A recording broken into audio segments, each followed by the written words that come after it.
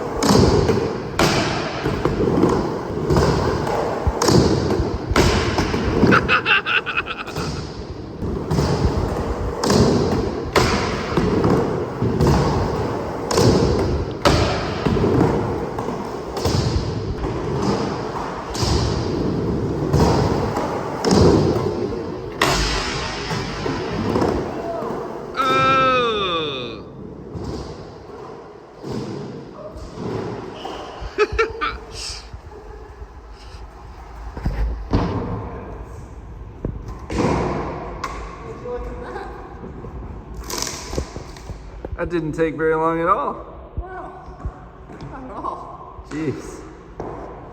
Wow, that was some video, wasn't it? Watching Blade take that skateboard from brand new to broken in like 7 tries. Welcome back, guys. We have been going through a series on the gnarly stories of Scripture.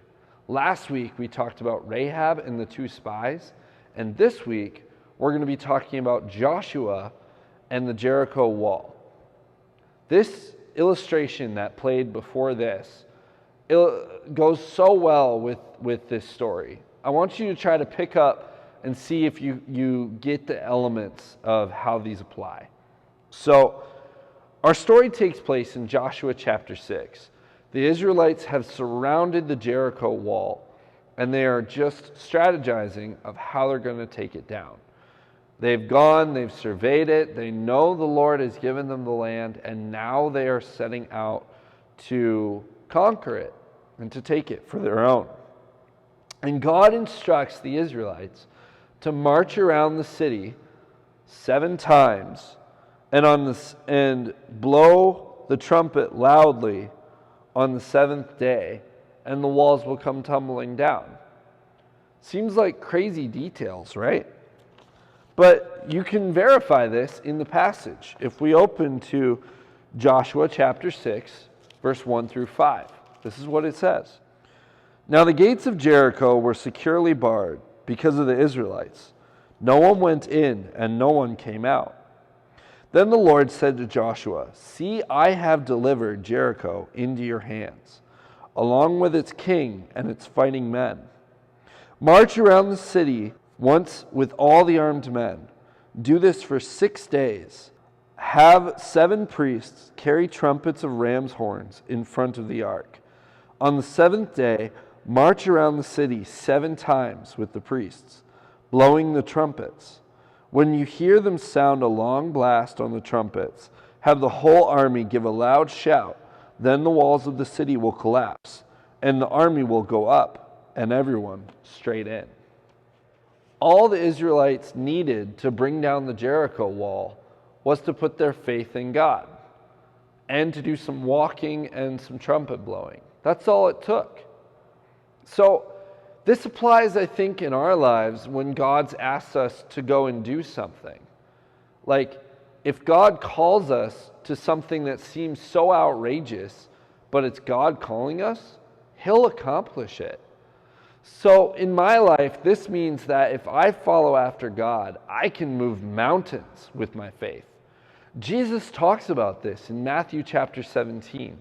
He says, faith as little as a mustard seed, which if you don't know what that is, can barely be seen when your 2 fingers are touching. It's this small. Faith that big can move a mountain. That's what Jesus says. So I want to challenge you guys to take a step of faith this week. If you've never put your faith in Jesus, do so today. Ask your small group leader how to do that. They know, or any of the JSAW staff know. We're all here to help with that. If you do believe in Jesus, take a step of faith and do what God has called you to do. If he hasn't called you to do anything, ask him. Ask him, Lord, what do you want me to do? He's always looking for laborers for the field, and you could be one of those. If we're growing in our faith, if we're taking these steps, we will see these mountains moved and so much more. Have a great week, guys.